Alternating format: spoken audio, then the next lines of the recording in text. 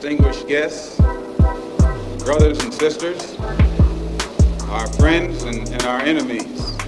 Okay, welcome to this. This is the last episode of the special series we've been doing on Make It Plain, where we're showing the full interviews from the film Nobody Can Give You Freedom, documentary made about Malcolm X to mark his 100th birthday. So welcome to this. Please do like, subscribe, do all the things. If you're listening on a podcast or if you're watching on YouTube, all the support helps. So please do make sure you like, subscribe, etc. There may be some bonus stuff coming after this, some other interviews we're trying to sort out, but I really did want to show the whole full interviews from the documentary.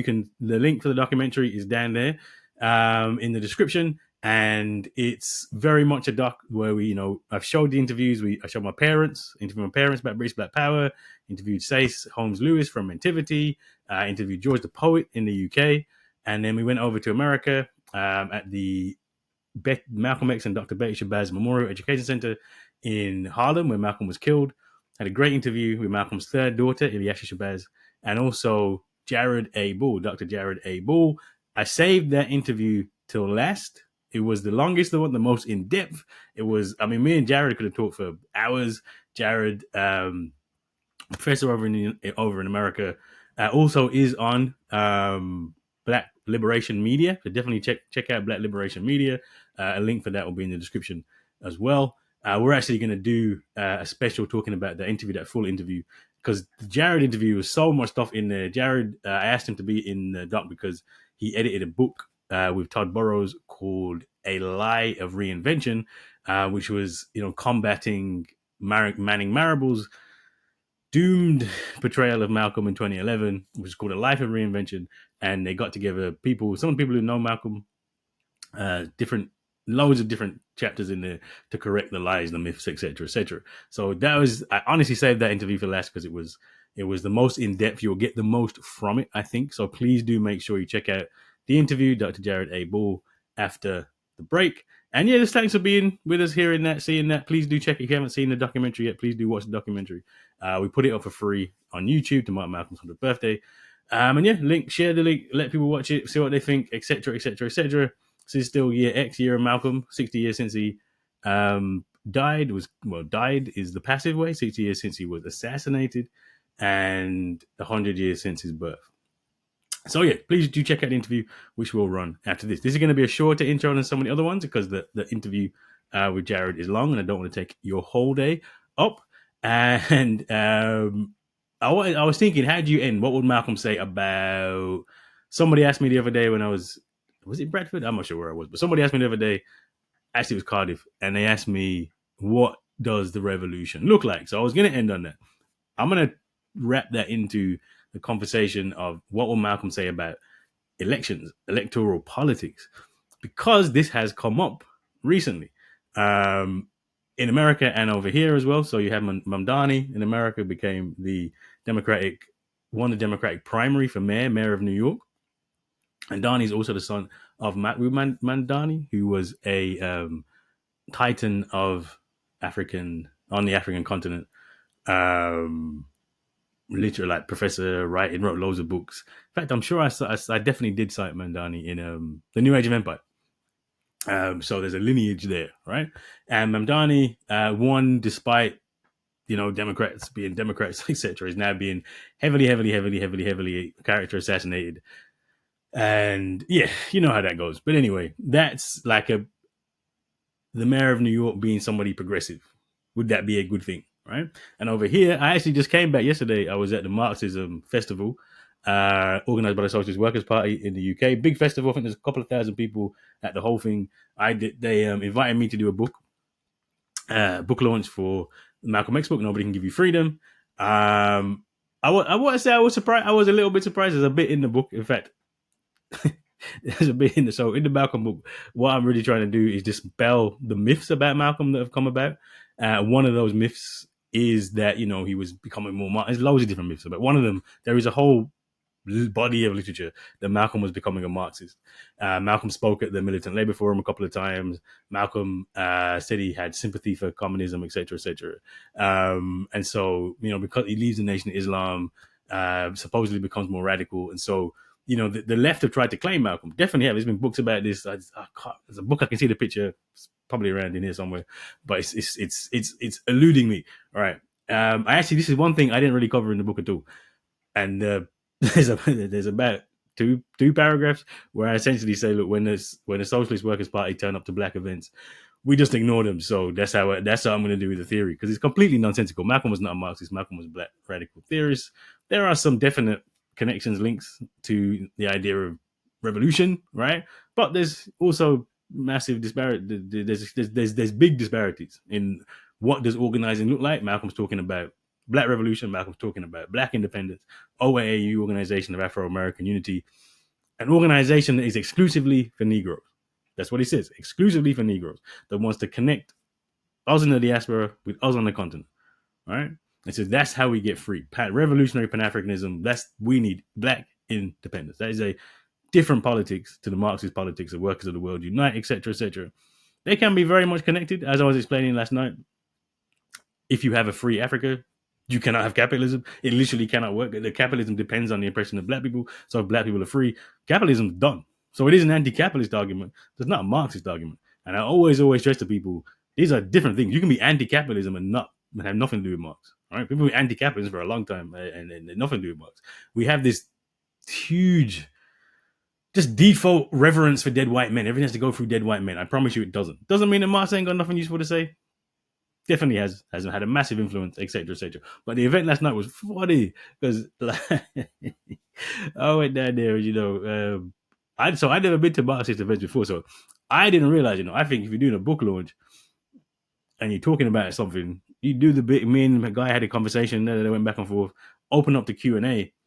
Q&A, the Marxist Festival, that's open mic night. It's not Q&A. It's, people come up and get spitting lyrics about, I love Marx. Oh my God, he's a great man. This guy beat a bit. I'm paraphrasing, but let me be honest, that was 3-minute statements, no question. I thought black events were bad. Jeez. So anyway, that was an interesting experience. But no, I actually had a good time because you get different questions. Like there was a whole, so I knew, because the Marxists fundamentally, it's about, cross-racial solidarity, blackness, race. Blackness is seen. This is my big beef with Marxism generally. Is that blackness is seen as something imposed on us. We were made black to so we could have divisions in the working classes. That's nonsense. I mean, that may have been a goal of the elite, but I'm not black because of the elite. I choose to be black. That is a choice that I make that says, look, the color of my skin connects me to other people who are descended from Africa. It puts me in the same boat as those people. And importantly, and this is what Marxists don't get, importantly means that I have to then be responsible for those people. So if you got kids in the Congo going down in the mines to get those things so we can have this conversation, then I've got to be on their side, right? That's where my part has to be, the grassroots, the field Negro, right? I don't have to do that. That's us. Blackness is our thing. We call ourselves black, as Malcolm said. It's not imposed on us. We call ourselves black because it links us to Africa, connects us to a diaspora, and that's my political community fundamentally first and foremost. Not the only one, right? I'm a human being. I'm part of I believe that we need to have any black radical will tell you there needs to be a global struggle for revolution, but we have to have a black struggle first, and then we can participate in that global struggle. As I said, revolutionary Pan-Africanism ends capitalism. It actually ends capitalism. So you're talking about what does revolution look like? That's what it looks like. Anyway, so I'm going off on a tangent because I had this whole Marxist thing the other day. But it's always good to have a debate, right? Malcolm will get anywhere. Malcolm did spend a lot of time talking to Marxists. So, you know what? It's all good. You have to have a debate. You have to push that conversation. And at least in Marxists, it is a revolutionary politics in theory. In theory, at least. I say in theory. Because the one thing that really lacks the grasp of the idea that this isn't necessarily a Marxist idea, but it kind of is. The 1%, we are the 99% versus the 1%. We're all working class. Come on. If you live here in the West, you are not in the same material position as those people who live in the underdeveloped world. You are not. I mean, it's interesting because Marx is about historical materialism. Your material position is what defines everything. And materially, there is no comparison to how we live here and how people in Nigeria live in the slums, how people in South Africa live in the slums, how people in India live in the slums. Those are materially different things. And really, really importantly, if you actually look at what a lot of this left politics is about, it's about how do we improve our conditions here And any improvement of conditions here are at the expense of those in the underdeveloped world, right? That's true. We get our wealth, me included. This is a big problem for Black radical politics now. Now that we're in the house, is that that's just the reality. Our prosperity, our wealth, our progress is on the back of those in the underdeveloped world. And you have to deal with that. You have to say, oh God, yeah, we're not just all workers of the world. That's nonsense. Utter nonsense. All right. Same with any weak black nationalism that says just because we're all black, we're all together. Okay, well, that's not enough. Like, that's what Malcolm's beautiful concept of house Negro, field Negro. Some of us are in the house and some of us are in the field. And those of us in the house have a responsibility to put our lot in with those in the field, and that's how you get revolution. But it's understanding that in my position, I'm in the house. Ain't no doubt about it. I am in the house. So me arguing to make my position better at the expense of people in the field, that can't be. Never be. Anyway, so I was in a rant. I wasn't even talking about that. It wasn't even going to be on my list of things today. I wanted to really just touch this thing about electoral politics, because at this Marxism festival, Jeremy Corbyn and Zahra Sultana, I actually know Zahra Sultana. I think it was at university. I want to say University of Birmingham, but I definitely knew her when she was a student. And really good, solid left. Obviously, Corbyn solidly left. Look, should want to redistribute wealth. We should want an equal society. These are all good things, etc. People have been running away from the Labour Party for a long time. Same in America, people run away from the Democrats because they're not your friend, right? Malcolm warned us already. Democrats are left. Those liberals, those are the smiling foxes. They show your teeth. They show their teeth, but they show it in a smile. You think they're your friend. You think they're your friend. We've been voting for the Labour Party for decades. They ain't got nothing out of it. And so people have said, like, what do we do now? Like, Keir Starmer, the Labour Party leader, sounds like Nigel Farage talking about, was it a country of strangers, all this nonsense. Like, it's appalling, honestly. So people are looking for alternatives, and now Corbyn and Sultana have left Labour Party, starting this new left thing. And look, it's a positive thing, has to be. And this is interesting, right? So with the electoral politics, what did Malcolm say about the election? You know, Malcolm, at the end, why people start to say he's a civil rights leader, it's because Malcolm started saying, look, you should vote, right? You should register to vote, at least. He said that's in the battle of the bullet, you should register to vote. Register your bullet, but don't register as Democrat, Republican, register as independent. So at least you're there, and then you're on the map, right? One of the things OAU wanted to do was take over the school board, get representation on New York school board, right? Electoral onto the board, and then that would allow them to take money from the state. Look, give us a 10% of the money for black people, we'll run black schools. That's a very particular reason of why you are engaging in electoral politics, to get the things that we need to be independent. It isn't to get involved and say, look, yeah, let's get involved in the party, let's get involved in the machine, let's try and pass all this legislation that's not going to do anything. It's about saying, look, are there ways you can get involved in electoral politics that will provide benefits to the community, whether that be housing, whether that be education, etc., etc. The short range program is we have to build up resources for ourselves here, but, and this is a big but for Malcolm, the long range program is always revolution. So we're not doing this so that we can change America or change Britain or change Jamaica or whatever country you want to use, Nigeria, etc.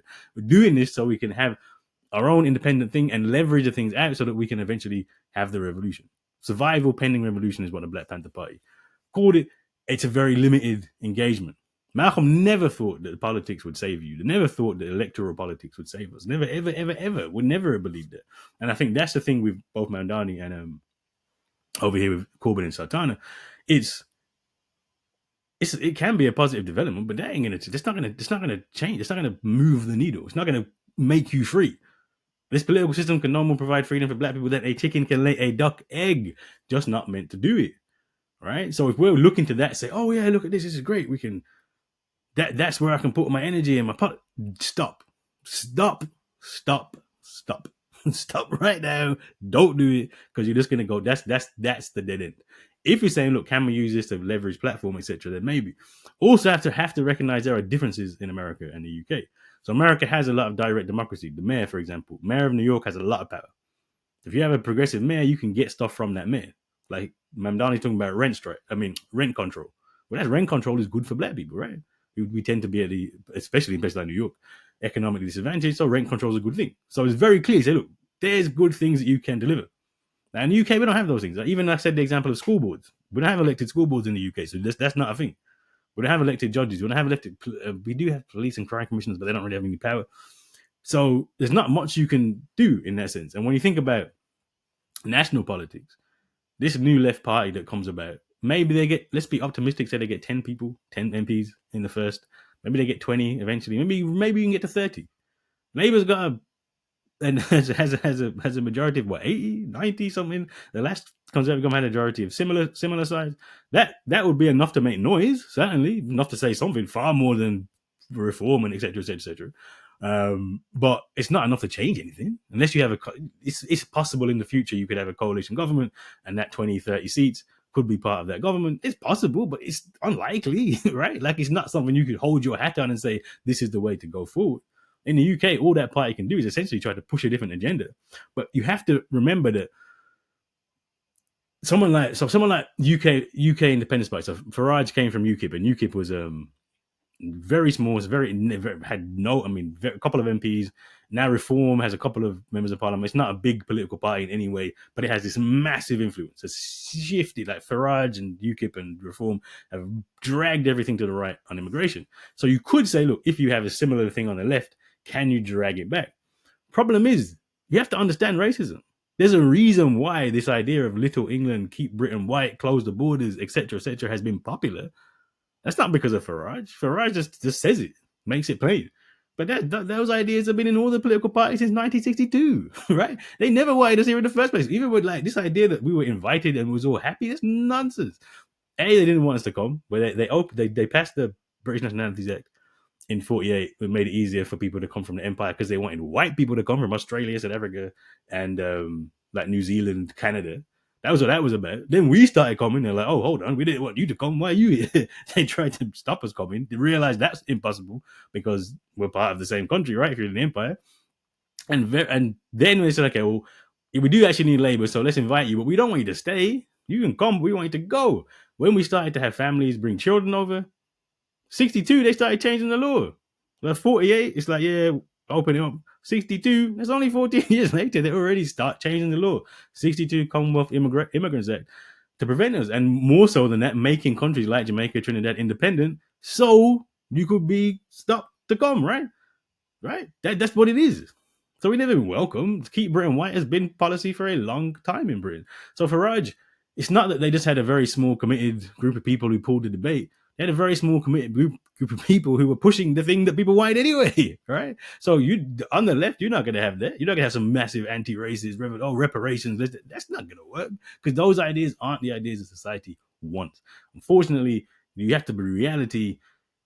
This racist immigration policy, that is what Britain is. That's what if you ask the majority of Britons, and even black and brown Britons now, they probably say the same thing, unfortunately. So that's why they were so successful. But like I said, I'm not gonna poo-poo. I ain't got no one to vote for anymore. I started voting for Labour a long time. I voted, like I said in the podcast, last time I voted for Malcolm X. So if there's a progressive party, I'll give them my vote definitely. But let's not get carried away, right? That this political system, chicken can never lay a duck egg. So use it for what you can use it for. This is good, but do not think that is your freedom. Your freedom is in revolution. Your freedom is in organization. Building the organization, the modern OAAU. That's what we're trying to do with Harambee OBU, right? Tap in, join the organization, come to the Convention of African People in Gambia. Support Make It Plain. Build independence. That's the revolution. Malcolm gave a blueprint for revolution, which is organized locally, organized nationally. Actually, it wasn't even organized nationally. Organized locally and organized globally. Bond the nation state. Organized locally, organized globally. That's what we need to do. That's how we need to think. Your local area is your survival. Globe is your revolution. And this is a long-range program. And we can be free, but we have to stick to the blueprint. And I'll put the link for the blueprint in the notes as well. So yeah, I said I was that Marxism rant made me go on for a bit longer than I was expected to. But yeah, please do tap in. Thank you for listening. I said there may be a couple of bonus episodes. I might interview a couple more people on the back of the What Would Malcolm Say, but it won't be for a couple of weeks. But do check out. Thank you for listening. Tap in. Definitely listen to watch this interview with Dr. Jared A. Ball. It is fascinating conversation. Like I said, could have gone on for hours, and it's going to be after the break. Thanks for tapping in. All right, so it's great to see you. Likewise. In this space, it is the old Audubon Ballroom where Malcolm X was assassinated. I mean, what is that? I don't know. What is it? How does it feel just being here? It's always weird. It's always odd. This is, I think, my third or fourth time here, and definitely since the first time. Every time I'm in this space, it's weird. It's awkward for me. I admit that, and especially when I think about what Malcolm was trying to do. I'm always a little. I'm always a little concerned and sometimes at odds and sometimes uncomfortable with the way people like Malcolm are commemorated. So there's the being in a space where he was assassinated, seeing the world where we are today, kind of growing up around that space. Mm-hmm. It can be disturbing, but it's a humbling, powerful space to be in. So yeah, despite the confluence of odd feelings, you know, but yeah. What do you think Malcolm would say if he was alive, given everything that has changed since he was killed? So whenever I think about that question or questions like it, I always think, first of all, the world it's always hard for me to think about because the world we currently exist in could not be had Malcolm not been assassinated. So something would have to be wildly different. Either Malcolm would have had to become a different person, or the world would have to be different from what it is. There's, I don't like to speculate, but there's no data or evidence that would suggest he would be at all happy with anything happening right now.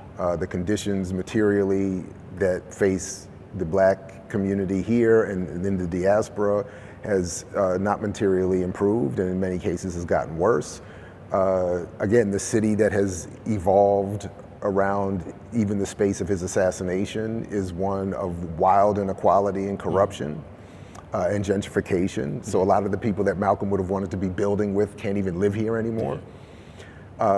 So I just, but more importantly, I think it is that initial point that this world doesn't exist without Malcolm, and I think it's important without Malcolm being assassinated. That is. So, and I think that's important when considering why he was assassinated and how he's remembered to the extent that he is. Yeah, that's an interesting point, right? So everything will be different. It would have to be. I mean, look at what he was advocating for. Wildly different forms of organization, politics, the standards he was asking to be considered in terms of baseline politics are way to certainly the political left of what we would consider today. So the nonprofit capture of movement space alone could not have emerged without getting rid of people like Malcolm first. What passes for political leadership. He was already re-establishing the standard in his lifetime. The idea that we would have the kind of political leadership we have today seems impossible without having first gotten rid of Malcolm. I mean, that was, I think, part of the reason he was assassinated, so that future forms of leadership could be evolved, encouraged, even imposed, that would lead Black people and others looking for revolutionary solutions to very non-revolutionary analyses and behavior. Yeah, but I mean, thinking about the space, you're saying that even we're in Harlem, you know, Malcolm was a product of Harlem in many ways. But Harlem's changed. Like, I walked up across 110th Street. Yeah. No more, right? It's changed significantly. Yeah. How did those changes, do you think, affect where we are today? Well, I mean, again, you know, Harlem itself being a Dutch word, Black Harlem that evolved once upon a time was itself the project and product of politically powerless Black people being manipulated out of parts of the city that whites wanted at the time, creating the Harlem that once existed, that became the Pan-African sort of mecca, pun intended, and the font of so much beautiful culture, politics, and radicalism. But that same political powerlessness that Malcolm and others were trying to change still exists. So as a result, those same Black communities can be gentrified and redlined right back out of the community and to other parts of the state and country and world at the whim and the will of the ruling mostly white elite in the city. So that's what we're seeing now. When rich whites want to reclaim the originally Dutch-named Harlem, that's what they do. And but again, the political power that Malcolm was trying to create as a standard had to be erased first. Both physically through assassination and then posthumously through image rebranding, bad scholarship analyses, and so on and so forth. And that's but the point being that the powerlessness of the black community had to be maintained from the perspective of those in power, so that you could have what we have now. As you said, as we walked in here, as we're walking around today, I saw the same thing. It's like, wow, this is even different from what I remember just 20, 30 years ago. I think one of the things which I want to get into some of the myths about Malcolm, but one of them was that he wouldn't run for office. And you imagine Harlem back then, it's just black people, right? So it sounds a bit mad, Malcolm X running for office, but in Harlem he probably could have won. Well, I don't know that it's mad. So one of the things in terms of, I know, the myths around Malcolm that I find quite disturbing is that, I've come to self-define as a Malcolm X voter. Okay. And what I mean by that is that if you read his work, Malcolm had an analysis around electoral politics. So he was not opposed to electoral politics. He was opposed to electoral politics as we currently engage electoral politics. So he was very clear. We should be running our own candidates on our own platforms with our own politics, assuring that whoever gets elected is beholden to the people in the community. So in that context, I don't think it's far-fetched to see a situation where Malcolm would have been running for office and certainly winning. The problem is that political frame and interpretation of voting has been, again, disturbed and replaced with something else. So that what we see is again, very corporate, militarist politicians and politics being rebranded as an extension of what Malcolm and other radicals would have wanted. But so no, I don't think it would have been at odds with what Malcolm was arguing at the time. But the problem is for the ruling elite and everyone else is that his approach would not have been an Eric Adams style mayoral approach to politics. It would have been something very different. And the beauty in terms of reflecting on or thinking about what could have been is that it would have set a standard again for black and other forms of radical engagement with electoral politics nationwide. And that's again why I think Malcolm was targeted for assassination and then posthumously rebranded, because of that standard he was asking to be set. That couldn't, was just not tolerable, was not tenable. Yeah, definitely. So thinking about some of this, right, you edited a collection, The Lie of Reinvention, which was a response to Manning Marable's life's work, that kind of epitome, this big book he did, The Life of Reinvention, before he passed away, and Marable was the predominant Malcolm scholar for a long time. Why did you have to write a book called The Lie of Reinvention? So just to give all the proper credit, I co-edited the volume with my comrade and brother, Dr. Todd Stephen Burroughs, and we did it because we were called into it by Paul Coates of Black Classic Press. Paul Coates, famously of Black Classic Press, the Black Panther Party, and also the father of Ta-Nehisi Coates. He called us into being and what he was asking for initially was, since I see his name on the wall behind you, he wanted us to recreate a version of what Dr. John Henrik Clarke and others had done in their response to William Styron's Nat Turner book back in the 60s. Initially it was called 10 Black Writers Respond, I think, and then it got another title where there was a collective of black authors responding to what Styron, a prominent white scholar at the time, had done in telling the story of Nat Turner. So Paul Coates wanted us to do, again, because I see his name behind you, we were asked by Paul Coates to create a version of what Dr. John Henrik Clarke and others had done some years, decades earlier, in responding to William Styron's book on Nat Turner. William Styron at the time in the 60s was a prominent white scholar. He had written a book about Nat Turner that reframed and rebranded Nat Turner into something much less revolutionary than he was.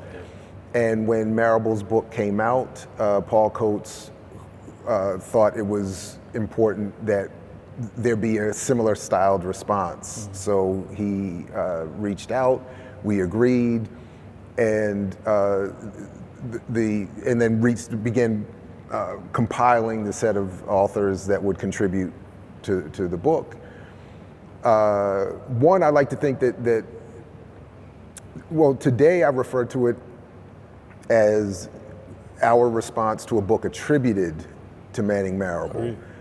In part because, again, I don't have sufficient evidence for this, but I think given the state of his health, the public presentation of people like Wendy Wolf of Viking Press,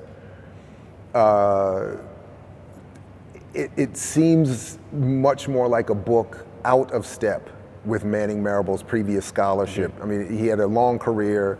He was much more to the left than I think this book conveys. He knew much more about Malcolm than I think this book conveys in terms of the politics.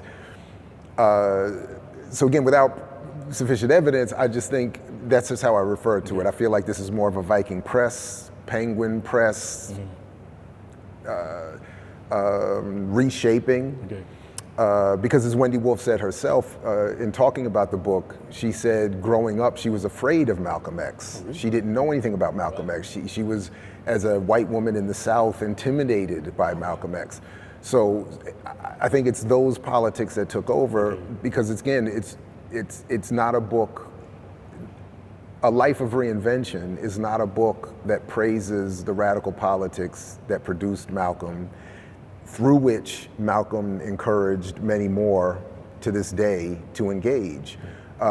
It's a book that very carefully attempts to rebrand Malcolm X as a liberal Democrat at best. It is, and then it's just filled with flaws of scholarship and I mean many flaws of scholarship that, again, I think somebody like Marable in his full capacity would not have. So that, again, we might have not been on fully the same page. I just don't think this book accurately reflects the work he had produced throughout his career. That said, the book that we are left with, that is A Life of Reinvention, is, I think, a posthumous attack, again, on Malcolm and his politics. So I was happy to be part of writing a lie, or co-editing A Lie of Reinvention, where we argue that the reinvention produced through that book is a lie. And then through several essays, I think well written and edited, we prove the point.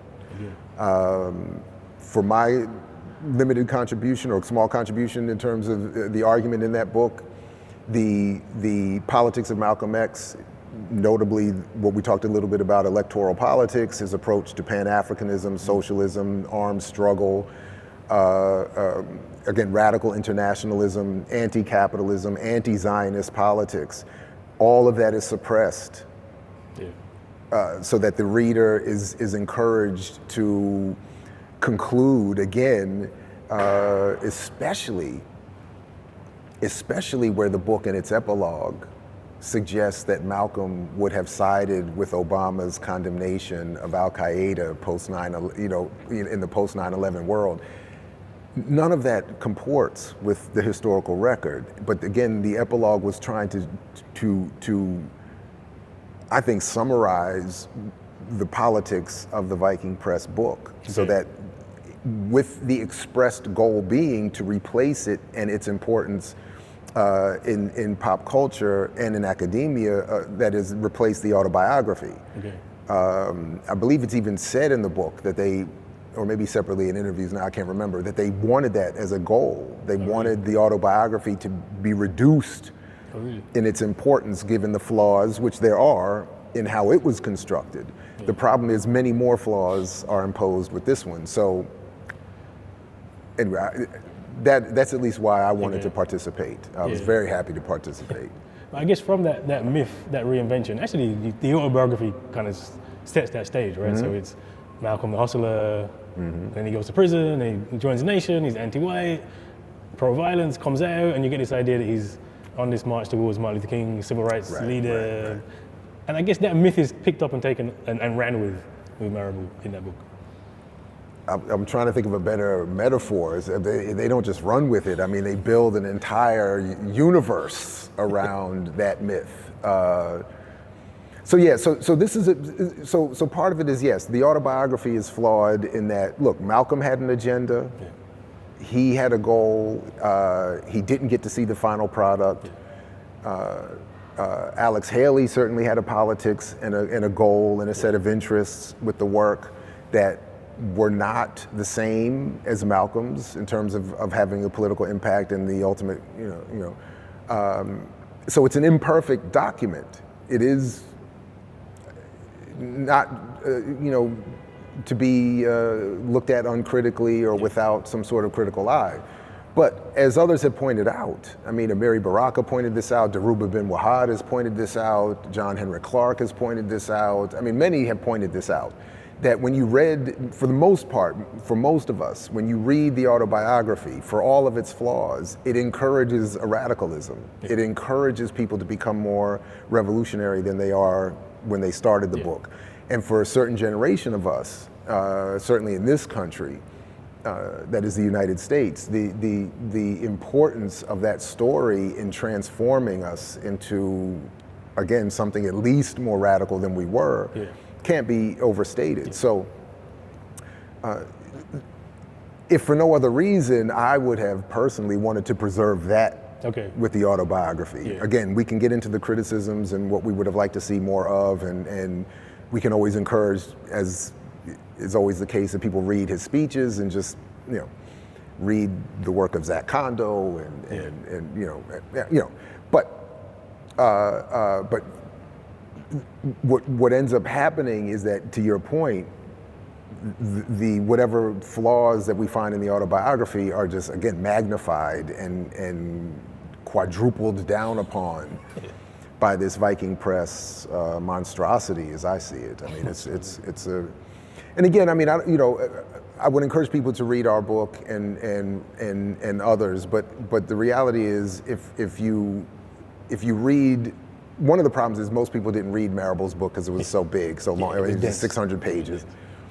The amount of people who would have read the entire book, with a pre-existing knowledge of the subject that would allow you to catch the flaws, and then the amount of people who would have read it, caught the flaws, and then been willing to speak on it publicly is such a small amount that what is an overall concern of mine, I think, is playing out, is that book becomes the unquestioned baseline, standard and starting point for people's understanding. And then people associated in a positive way with that book can then be carried into other areas of academia, media, journalism, and carry the bad frame and politics of that book into those spaces and become prominent spokespeople there as well.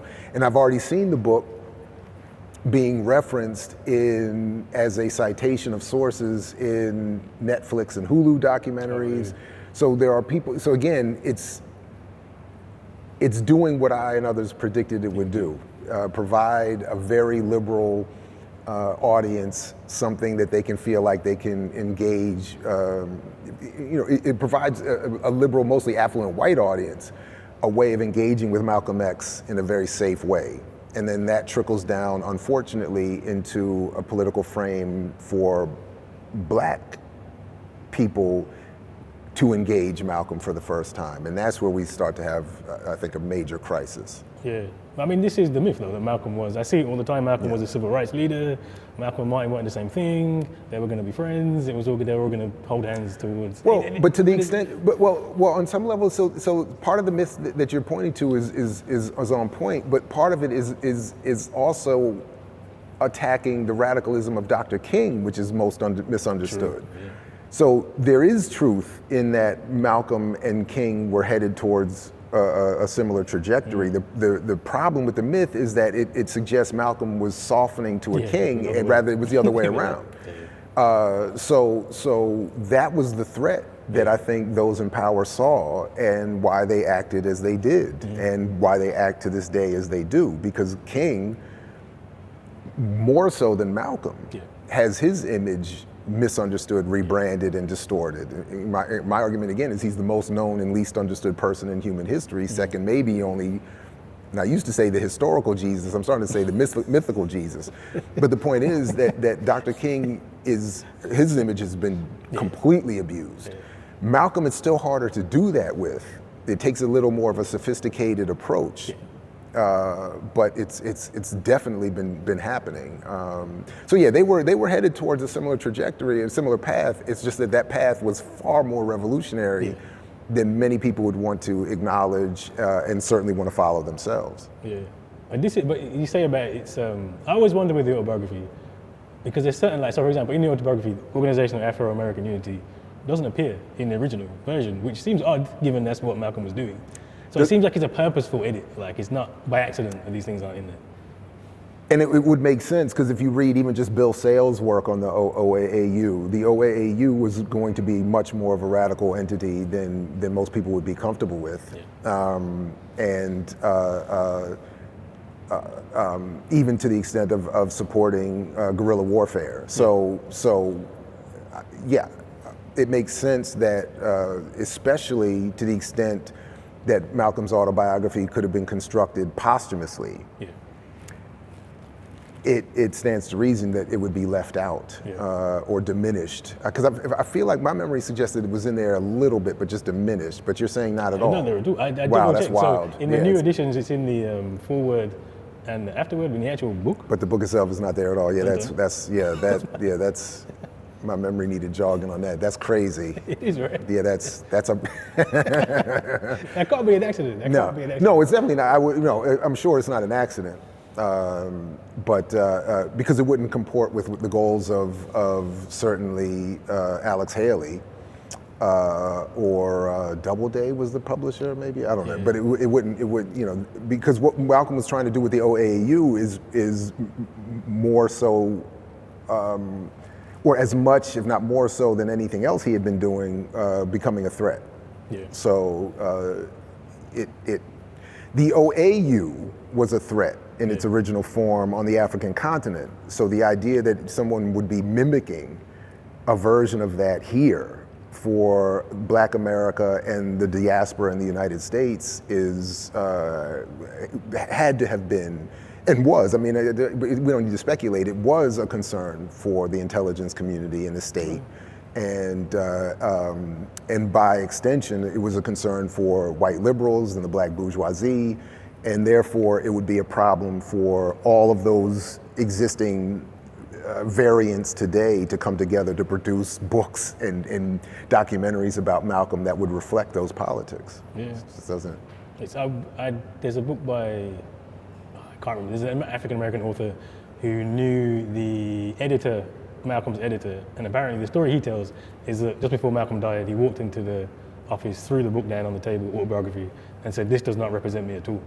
That was his last statement on the book. I mean, it's possible. I mean, it would make sense. I don't know about that. I haven't seen the evidence for that, but it would make absolute sense. And we've seen it certainly happen with other people, most notably with one of my other heroes, George Jackson, who published Blood in My Eye because Soledad Brother, he said, does not reflect my politics. Said, really? George was not happy with Soledad Brother. Oh yeah, because he felt that, again, the editors had tried to turn him into something else. So he wanted Blood in My Eye to be reflective of his actual politics, which is why Blood in My Eye is a very different book, and to me, the standard politically, Yeah, that's interesting.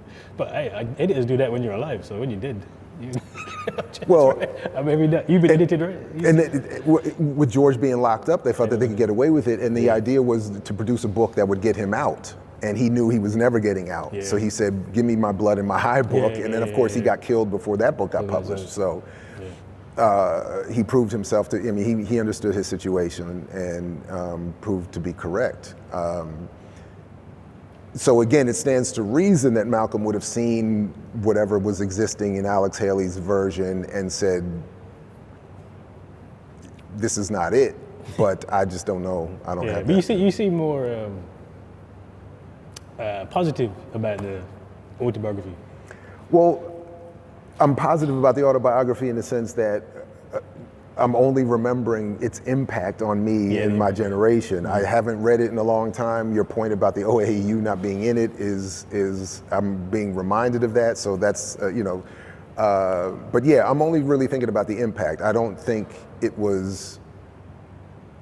could have been the document that Malcolm maybe himself would have wanted or that I would have wanted in telling a story about Malcolm.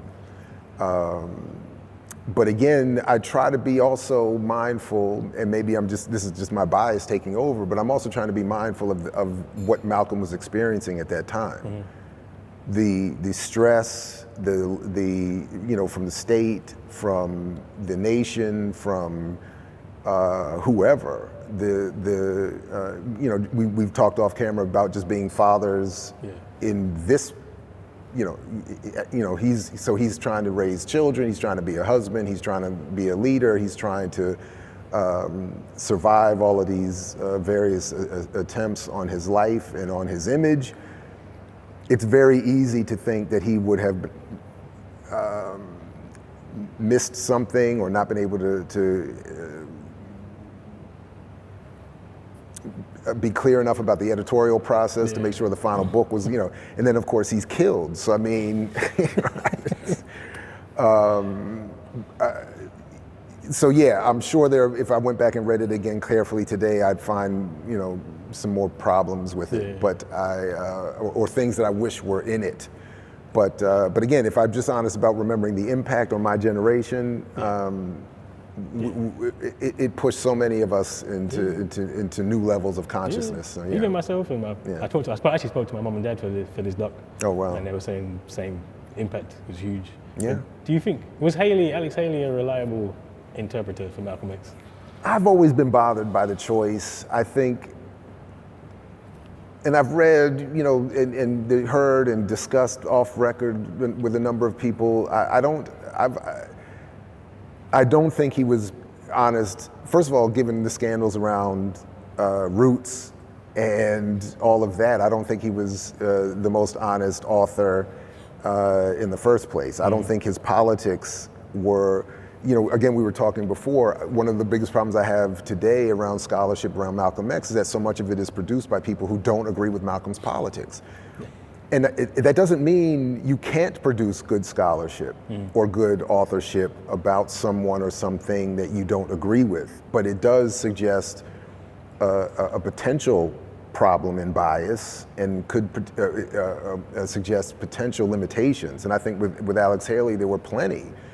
I mean, he was a Republican. He was not, and even for that time, he was not a radical. He was not, someone who wanted the kind of revolution that Malcolm was fighting for. So there's, I've always found it to be a contradiction that Malcolm would go to him, or why he would have gone to him. But yeah, so the short answer would have to be for me, no, I don't think Alex Haley was a reliable. Speaking of unreliable interpreters of Malcolm, so the film Malcolm X, Denzel Washington, great performance, that has become like huge in framing how Malcolm's understood. Spike Lee, was he the right person to direct a Malcolm X movie? No, but listen, I've described it as what I call the Vernon philosophy of black media avoidance, which is a shout out to a former friend and co-worker. But the point of it is that black people and oppressed people of any background should not look to see themselves or their revolutionary histories in mainstream commercial media. So no, I don't think Spike Lee was the right person to make a film about Malcolm. But to be fair to my criticism of Spike, I don't think anyone should be making a film about Malcolm in the context of this mainstream commercial media environment. So I don't want films about Malcolm or radical history or revolutionary history in that context. So I've talked about, I've called it the Vernon philosophy of black media avoidance, and as a shout out to a former colleague, a coworker, but the point being that black people and oppressed people should not look to see themselves in mainstream media, because it's always going to be a misrepresentation and a co-optation of their desire to see themselves. We all want to see ourselves, but the moment we do, we should become immediately critical. So there are many problems with the film. It's overemphasis on the earlier parts of his life, the de-emphasis on all of the more important latter year politics. His internationalism is gone from the film. You see him not at all engaging socialism, communism, anti-Zionism. You don't see him talking about armed struggle. You don't see him talking about, again, the kinds of radical engagement with electoral politics. None of the dominant ideas that Malcolm worked. This is similar criticism of the Manning Marable book. That the dominant ideas that evolved Malcolm, and that Malcolm himself evolved for many of us, are not in the film. The way that even Warner Brothers at the time said they wanted to market the film and make Malcolm X a brand in the way that they had done with Batman and The Simpsons. That's what they said. Wow. That's a sign. The fact that the way Spike Lee created a narrative around his taking over the film from a white director, having to bring in his friends like Oprah and Bill Cosby to fund the rest of the film. All of that was to create this narrative of black struggle against the system that would carry support for what Spike had done, and would protect him against important criticism of the film that should be. It was also a way of creating a protective layer for the black bourgeoisie. The idea that we should want a film that Oprah funded about Spike Lee. What's wrong with Oprah? Oh, wow. That's a whole other documentary. What's wrong with Oprah? That would be a good title for a documentary. That could be the next one. What's wrong with Oprah? But the point being that the black bourgeoisie, I mean, this is what Dr. King called out, that the black bourgeoisie and white liberals were becoming the biggest fraudulent co-opters of the movement, and the very groups that were claiming participation and then all the benefits from all of these struggles are now wanting to retell the stories of these struggles in a way that flatten that contradiction. And Malcolm was heightening all of these contradictions. That's the point. Like, without Malcolm, it's easier to have black capitalists and narrow nationalists and even Republicans claim him. And with the presentation of him that most people end up with coming from Spike's film, Spike walks people away from that radical evolution that Malcolm, the path that Malcolm walked. You know, if I think it was Baraka who made the point, but when you walk out of a film about Malcolm, you should be wanting to get busy. And as you pointed out, all we get is a watered down figure in Mandela and others holding a burning American, there's the American flag burning into an X. There's the unfortunately watered down politically Mandela giving his commentary. And then there's nothing that suggests to the audience that, hey, every material issue that Malcolm was trying to eradicate, every issue with police violence, of US militarism, of unequal employment, income, wealth redistribution, Zionism, imperial, every one of those issues is at minimum as bad today as it was when he was assassinated. The idea that his struggle is somehow passé, which is what I think these books and many of these movies and Spike, want us to feel, that he did something that we now can build from, as opposed to we need to continue his struggle in the way he was doing, or we need to revisit his politics and his ideas to update them for today. None of that is in there. We're supposed to walk out of that being like, okay, I get it. I now know about Malcolm. I mean, the fact that I was about to say, the fact that you get more on-screen time of him with the white woman and the toe sucking than you do of Betty Shabazz. I might have to be checked in that in terms of the amount of time on screen, because she's on screen. Betty's in there, but we don't get. We don't get Betty's politics. We don't get Betty's life. We don't get Malcolm's politics. We get and in fact, years after the film came out, Spike Lee came to Maryland, and I went to one of his presentations, and I went to the Q&A. And I remember asking him, because he said, he so much of his presentation was, you have to support black filmmakers. Okay. And you have to go see the film when it first comes out to make sure it stays in the theater. And so I said to him, so now that you've taught us how to make you money, and he rightfully didn't appreciate that. But I basically was saying, I asked him a question about where's all of Malcolm's radicalism and anti-capitalism, and Spike's exact response to me on mic was, Malcolm was not a Marxist. That's what he said. That was his answer. So true, Malcolm would have not called himself a Marxist or a socialist, but he was decidedly anti-capitalist. Oh, 100%. He said, "Show me a capitalist, I'll show you a bloodsucker." I don't see how much more anti-capitalist you could be than that.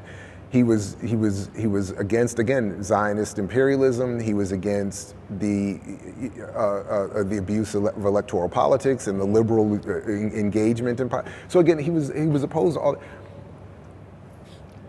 But Spike Lee, as a liberal Democrat, as a black capitalist, as the black bourgeoisie, has to present a version that supports his class interests and politics, and presents himself as not a threat or not an inhibitor to revolution. And I think so that's one of the problems. And I'm looking at the poster behind you, but that's one of the problems that I have with the film, that it encourages. It's even used to this day to give Spike Lee a cachet and a credibility that I don't think he deserves, and his class of black elite deserve. I don't think that they deserve that at all. And the fact that white audiences didn't have a problem, white affluent audiences had no problem with the film, also should suggest there's something wrong. Something wrong with it. There's a Kwame Ture actually. What he said? Spike Lee making a film would be like a Zionist making a film about Yasser Arafat. And I think one of the things Malcolm talks a lot about many things. One of my favorite Malcolm theories is Hash Negro, Field Negro, right? Where he predicts that civil rights, what it will get you a class of people like Spike Lee, like Oprah, like. I do have a slight problem. So again, all due respect to Malcolm, of course, but. And I know he didn't mean this, but the way his Field Negro, House Negro speech gets retold, I think does do some problems historically. Okay. For instance, not everybody in the House had it good. And not everybody in the House was a sellout. A lot of rebellions began in the House and were supported by people in the House. And the people it put in the House were not themselves free and having free choice. Everybody's slave, right? So, but this idea, it gets recounted as everybody in the House were traitors and sellouts, and of course lighter skinned, and everybody in the field were darker skinned and revolutionaries, and which is also not true. Obviously not true as well. So that's my only small issue with that. Yeah. But in general, yeah, I mean, Spike represents what, in Malcolm's use of that analogy, the house slave telling the story of all rebelliousness. Yeah.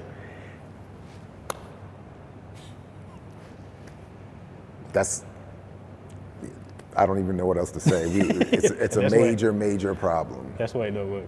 But this is the problem that, like today, this is why I appreciate what you're doing. This is I really do think we are in sort of a civilizational crisis of methodology where we don't, it's too easy to not check sources, to get bad information, to get flawed framing, to get your biases fed to the point where everything looks good. We're at a time in history where more topics and subjects and people and ideas can be referenced, but then reframed almost into meaninglessness. Yeah. So once upon a time, they would have just never had a discussion of Malcolm X. Yeah. Now we can see him everywhere, but almost nowhere. Yeah. And that's, it's more dangerous, right? You mentioned Mandela, and I think for me, the bit of the movie which revisit is at the end. Yeah. Where, they get Mandela's the one that gives the last speech. Yeah. We intend to bring freedom, justice, and equality. We intend to bring this into being by any means necessary is the line. But in the movie, he doesn't say that. It cuts to Malcolm saying it, and apparently it's because Mandela refused to say by any means necessary, which kind of tells you maybe he's not the one for the film. But the fact that nobody seems to be bothered that Mandela's in the movie and that Mandela somehow represents black freedom. Where are we as a people when we're there? How badly have we got it if we think that Mandela could represent Malcolm X? How bad is hard to assess, but it's very bad. Because, I mean, but again, you have to think about, to the average viewer who doesn't know much about Malcolm, who by that part of the film feels like they now understand Malcolm, to expect that they would have the nuanced understanding to understand what was happening in that scene, and you telling me that about why Mandela didn't say the line is news to me. Like, this is news. Like, when I saw the film, I thought, this is probably a problem. Yeah. Subsequent, having learned more about the struggle in South Africa and Mandela's release, and having read in his own Long Walk to Freedom, I think it's called. Long Walk to Selling. I mean, he essentially says in the book, they told me to stop talking about violence to get out, and I did. And on the one hand, you're like, okay, if I'm in prison, I might say whatever I need to say to get out, but the impact politically on people's consciousness is diabolical. And then to have him be the representation of radicalism in a film like that, to those who are speaking who have the frame that you're talking about, it is code to let us know this is not the film we wanted or should have. Spike is not the filmmaker that we needed for this film. But to an unwitting audience, I mean, it's the antithesis of the Pan-Africanism that Malcolm was trying to develop in real life. Mm-hmm. His whole point was to, there's a beautiful part in John Lewis's memoir, the late congressman and member of SNCC, who is lionized by this country today. But there's a great part in his memoir from years ago where he talks about, as the head of SNCC, he went all around the African continent, and they had been following a path already traversed by Malcolm. Okay. And he says in the memoir that everywhere we went, every African leader told me, if you are anywhere to the right of Malcolm X, we don't want to talk to you. Really? So what John Lewis was saying was that Malcolm had become the international Pan-African standard for black politics in this country.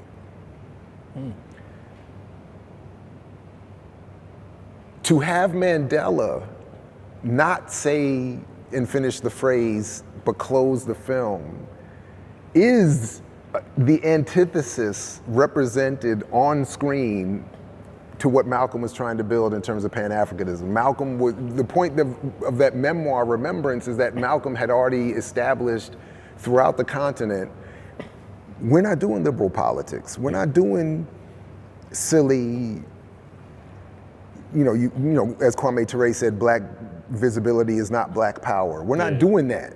We want real solidified material. He was there on the continent to, in essence, demand that the African world stand up for African America. Yeah. He was saying we are committed to you, not on some symbolic business arrangement, but for real liberation. We need each other. So to see the symbol of the giveaway of African liberation, performing the symbolic antithesis. I mean, it is diabolical. I mean, but the task of making that plain, pun intended, to audiences today is a monumental one. I struggle with it in the classroom every semester. I know you and others do as well, and this kind of work is struggling against that tidal wave of anti-Malcolm media, anti-Malcolm scholarship that presents itself as pro-supportive. Yeah, it's actually just thinking about making it plain. What I should ask is specifically, what is it specifically about Mandela that makes him the wrong person for the Malcolm film? Well, I mean, listen, Mandela presided over the anti-freedom charter, anti-socialist, anti-armed struggle handing over of a symbolic freedom where whites would retain, to this day, they have 77% of the land for 7% of the population. They have control of the banks, they have control of the military, they have control of all the resources. So I've been in a room at the legendary Africana Studies and Research Center with the late, great Dr. James Turner, himself a Malcolm follower and supporter and comrade. Been in the room when Desmond Tutu gave a small talk and a brother from one of the townships in South Africa called him out and said, your post-apartheid freedom has made it worse for us in the townships. He said, literally, it's worse for us. We have less now. While people go off and make all kinds of deals and business arrangements, I think it's important, as Frank Wilderson has pointed out, I think it's important to remember Chris Hani had to be assassinated almost immediately after Mandela's release for the purposes, or right around the time of Mandela's release, for the purposes of getting rid of what would have been the true, more popular figure among black South Africans and true militant, uncompromising leadership. It's the same thing I'm saying has happened here. You have to kill Malcolm to allow for a Sharpton, an Obama, whoever. You have to kill Chris Hani to allow for a Mandela. You have to, and it is hard I get it, it's hard for me to sit here in judgment as someone who spent how many decades in prison, who at one point engaged even in armed struggle with one of the most intense racist, fascistic regimes. But if we're trying to perform an analysis and look at the historical record, I think we have to recognize what Mandela's release meant and what politically for liberation of African people and what it did not mean. And then we have to look at what the impact on Malcolm's assassination and then again all this posthumous rebranding and reframing of his life, what has that meant for the struggle he was involved with and for the rest of us today. And I mean, I think one of the things about violence, so I always say in in America, in the West, Malcolm was talking about violence, but he wasn't actually violent. He's not saying go and be violent. It's about self-defense. But on the African continent, it's very, very different, right? That is actually revolutionary violence. Go take the state. South Africa was a place that, if any place needed some violence, so actually seize the state, it had to be South Africa. And then you have Mandela, let's just turn over the keys. Honestly, I say, Malcolm would have hated Mandela. He would have called him Uncle Tom Leader. He would have had nothing positive to say. I think so. I think you're right. Again, it's hard to speculate, but if you look at the historical record, even at the point where Malcolm was trying to mature his criticism, I mean, he was very clear. You know, I'm with Lumumba. I'm with Nkrumah. I'm with whatever would have been the state of Cabral's revolution. That's the team he was on. Yeah. So, I mean, you know, honestly, I haven't even thought as much about this as I should have. You raise a very good point here. Mandela's presence in that film, if nothing else, signifies what it isn't there to do. Or what it is there to do. Or what it is there to do. It's a shame. If Denzel wasn't so good, nobody would remember the film. That's the big problem, you know. Denzel was good. Because he was a great performance, right? And he was also great in another film. Like, again, my thing with Denzel is he's been great in portraying two of my favorite people in two films I wish were never made about them. So Malcolm X, and then he was in the Cry Freedom film about Biko. God, yeah, I forgot about that. Which is an atrocious, and almost, if maybe in some ways, is maybe even worse. Yeah. Because it quickly becomes more about the white journalist Donald Woods than it does about who wrote the book.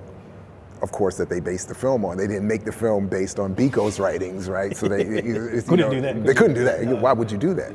But that you're right, and again, today's world is even worse.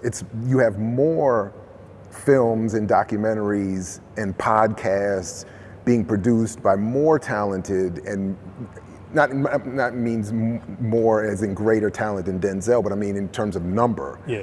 There's more talented people doing more good work that have horrible politics. Yeah. So it looks good, it sounds good, it's well acted, the shots look great, the sound is great, everything is great, but the content is just atrocious. And it's increasingly difficult to get, I think, younger, pre-politically educated folks to see that. Yeah, but you're in the YouTube space, making your own stuff, Black Liberation Media. Right? Yeah. So you're in the YouTube space, making our own content, and got Black Liberation Media. I mean, how important is it to make it plain, to get those messages out there in a way that we can control? I mean, I think it is important. I think we have to be realistic about what the potential is for that, and I think we have to find more ways to work more collectively in that work. But at the same time, with recognizing the limitations, I think that it is important that people be involved in what has been described as emancipatory journalistic work, which is people involved in political, organizational, radical efforts, producing media and journalism that reflects those movements. And we have to do more of it. I don't think it's to the point, I don't think the point of it is to counterbalance or destroy the enemy's product. I don't think that's possible, but I think it should have the goal of inspiring and increasing the number of those doing radical work. That is, our media work should be targeted towards those spaces. And very much like what Glenn Ford, the late Glenn Ford of Black Agenda Report used to say about his work, I think should be the goal of ours. That is, we're not going to reach the masses, so to speak. We're not going to overtake Spike Lee's film or Marable's book. What we should be trying to do is target people already in certain political spaces, and in some ways, maybe a few others, just to encourage them to increase their number, to better present the work that they're doing, to give light to the work that they're doing, and encouragement to the work that they're doing. And inform the work that they're doing, and in that way, I think we'll have a better impact. But I do encourage a hesitation when folks think, I'm going to start the podcast or I'm going to make the film that's going to overturn. I think we set ourselves up for a kind of demoralizing effort.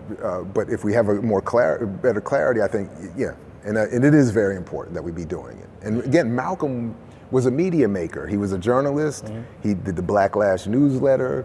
He did the Blacklash, was that the right name? I always get that messed up. But the OAA Yeah, newsletter it was that it was. I'm sure it was called Blacklash. Yeah, and but he also always carried a camera with Even him. Muhammad Speaks as well. He started Muhammad, he did. Well, he didn't start Muhammad didn't Speaks. start Muhammad Speaks? No. And the late great Askia Muhammad used to. Oh Yeah. man, rest in power to that brother, boy. One day I was doing a radio show and I said just that line, and he called me immediately. He said, no, it was a pre-existing paper, and there was a broader network of folks, including the late Askia Muhammad, who were involved in that. But what he did do, that is, Malcolm recognized the value of it and wanted to better organize and use that as a vehicle for the nation. And again, even post-nation, he was always documenting his travels with his memoir, with his diaries, with his camera work. So I mean, he understood, and again, to the point we were making earlier, trying to address earlier, even in its flawed effort, he understood the power of narrative, symbol, and media making when he produced the Autobiography. As Zach Kondo has pointed out, the picture we see, the famous one of him with the machine gun at the window, was a propaganda message, not for the white man, but for the Nation of Islam, to say, I'm ready for, So in other words, he understood and the importance politically of media making, and why I think, again, it's important that we try to follow that legacy in today's really just maniacal media environment. All right, my last question then is, 100 years after he was born, 60 years after he died, why is Malcolm so important, and what particularly, if you say like, there's a message from Malcolm we need to keep today, what would that be?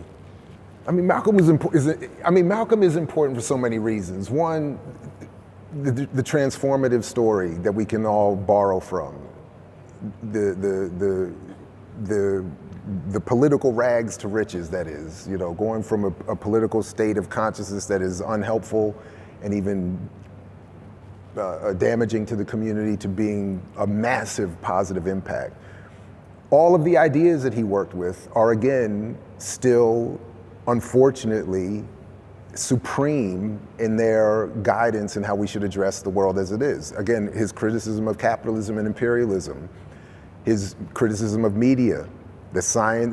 He said the United States had perfected the science of image making. He said that 50 years ago. It's even more correct now. The need to be politically organized, the need to be more militant. His point about extremism.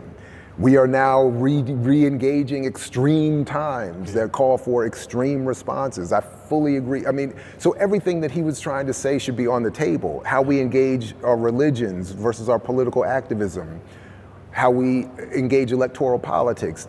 Everything, to diet, and then he even gave us, he showed us ways to improve ourselves, both in terms of politics, diet, et cetera, but also how men engage women. He was evolving in how we deal with black women, particularly black women in movement spaces. So these are, again, it's unfortunate that he be this relevant. It would be great had his revolution occurred and we were commemorating him in some sort of post-revolutionary moment, understanding that we don't, but the reality is everything he wanted us to deal with is still operating against us, and in some ways in more aggressive and effective ways. So there's nothing about Malcolm that is at this point passé or irrelevant, even if we wished in some ways that some of it would be. Yeah, true.